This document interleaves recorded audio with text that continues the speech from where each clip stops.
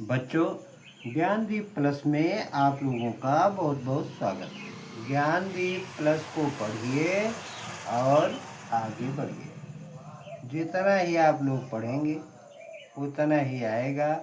और आप यही याद रखिए कि मैं केवल मोस्ट इम्पॉर्टेंट ही पढ़ा रहा हूँ। देखिए, पर न जाने क्या है, पर न जाने बात क्या है। इंद्र का आयुध पुरुष जो झेल सकता है, सिंह से बाहें मिलाकर खेल सकता है, फूल के आगे वहीं असहाय हो जाता है, शक्ति के रहते हुए निरुपाय हो जाता है, विधु हो जाता है, सहज बंकिम नयन के बाण से जीत लेती रूप सी नारी उसे मुस्कान से। यह कविता है, यह है पुरूरवा की कविता है, पुरूरवा शीर्षक की। और इसमें 2 लाइनें अंडरलाइन की गई हैं। एक लाइन है, विद्ध हो जाता सहज बंकिम नयन के बाण से। दूसरी है, जीत लेती रूप सी नारी उसे मुस्कान से। अब हम इसका संदर्भ देखते हैं।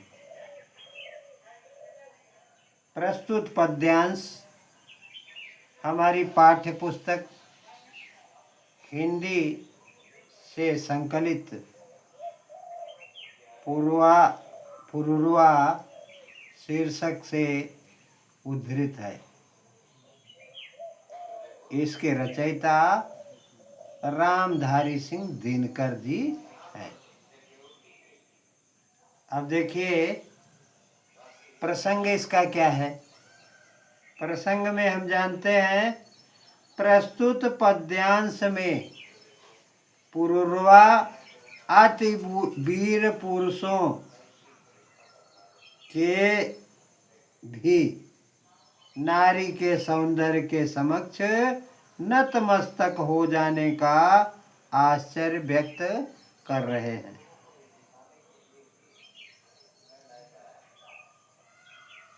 पुरूरवा, इसकी व्याख्या देखिए। पर न जाने क्या बात है, पर न जाने बात क्या है। इंद्र का आयुध पुरुष जो झेल सकता है, सिंह से बाहें मिलाकर खेल सकता है, फूल के आगे वही असहाय हो जाता, शक्ति के रहते हुए निरुपाय हो जाता। यहाँ कवि ने कहा, पुरूरवा के माध्यम से पुरूरवा अपनी वीरता का बखान कर उर्वशी से कहते हैं, वह अब तक इस रहस्य का पता नहीं लगा पाए हैं कि महान वीर रणभूमि में इंद्र के वज्र का सामना करने से पीछे नहीं हटता, और जिसमें शेर के साथ बाहें मिलाकर खेलने का सामर्थ्य होता है, अर्थात जो इंद्र और शेर को भी परास्त करने में सक्षम है, वह फूल सी कोमल नारी के सामने स्वयं को विवश क्यों पाता है। अपार शक्ति का स्वामी रहते हुए भी वह नारी के सम्मुख असहाय हो जाता है। अब देखिए अंडरलाइनों का अर्थ, विद्ध हो जाता सहज बंकिम नयन के बाण से, जीत लेती रूप सी नारी उसे मुस्कान से। यहाँ पुरूरवा कहते हैं, संपूर्ण जगत को अपनी वीरता से मुग्ध कर देने वाले वीर पुरुष का सुंदर स्त्री के नेत्र रूपी बाणों से सहज ही घायल हो जाता है या घायल हो जाना सचमुच अनोखी अनोखी या आश्चर्य से भरी बात है। सुंदरी की जरा सी मुस्कान पर पुरुषों का मुग्ध हो जाना और अपना सर्वस्व हार जाना विस्मय नहीं है तो क्या है। ऐसा पुरुरवा उर्वशी से कहते हैं। अब इसका काव्य सौंदर्य देखिए। भाव पक्ष यहाँ नारी के सौंदर्य के समक्ष पुरुष के विवश होने का भाव व्यक्त किया गया है। इस पद्यांश में नारी की सुंदरता के सामने पुरुष के विवश होने का भाव व्यक्त किया गया है।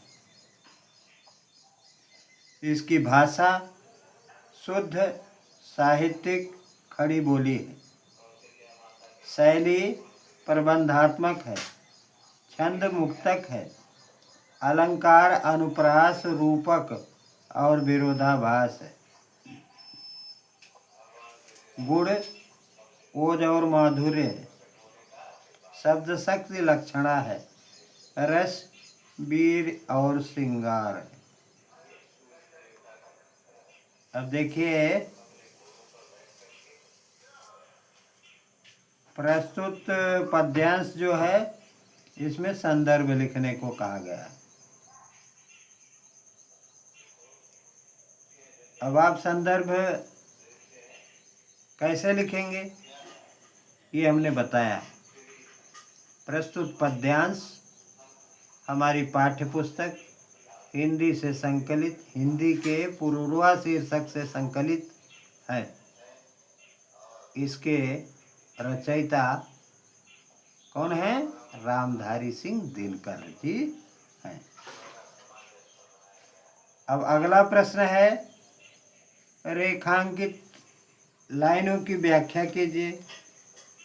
तो इसमें भी हमने बताया कि संपूर्ण जगत को अपनी वीरता से मुग्ध कर देने वाले वीर पुरुष का सुंदर स्त्री के नेत्र रूपी बाणों से सहज ही घायल हो जाना सचमुच आश्चर्य से भरा हुआ है। सुंदरी की जरा सी मुस्कान पर पुरुषों का मुग्ध हो जाना और अपना सब कुछ हार जाना विस्मय की बात नहीं है तो क्या है। अगला प्रश्न देखिए।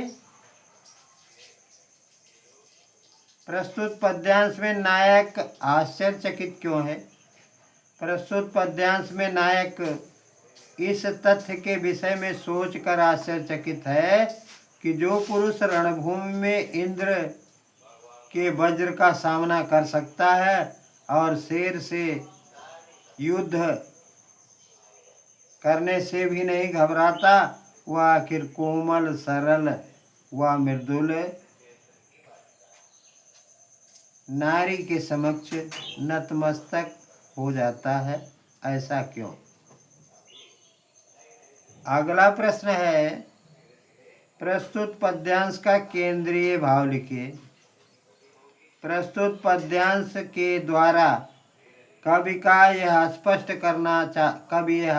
करना चाहता है कि कोमलता व रूप सौंदर्य का आकर्षण कठोर से कठोर हृदय के व्यक्ति को भी अपने मोहपाश में बांध लेता है और उसके समक्ष व्यक्ति विवश होकर कुछ नहीं कर पाता। अगला प्रश्न है प्रस्तुत पद्यांश की भाषा शैली पर प्रकाश डालिए। तो इसकी भाषा शैली देखिए। प्रस्तुत पद्यांश में कवि ने तत्सम शब्दावली युक्त खड़ी बोली का प्रयोग किया है। भाषा सहज, प्रवाहमयी, प्रभावोत्पादक है। पद्यांश की शैली प्रबंधात्मक है, अर्थात प्रत्येक पद कथ्य को आगे बढ़ाने में सहायक है। बच्चों, बस आज इतना ही। जहाँ से आप लोग देख रहे हैं चैनल को लाइक कीजिए, मित्रों को शेयर कीजिए और चैनल को सब्सक्राइब कीजिए। बस आज इतना ही। धन्यवाद।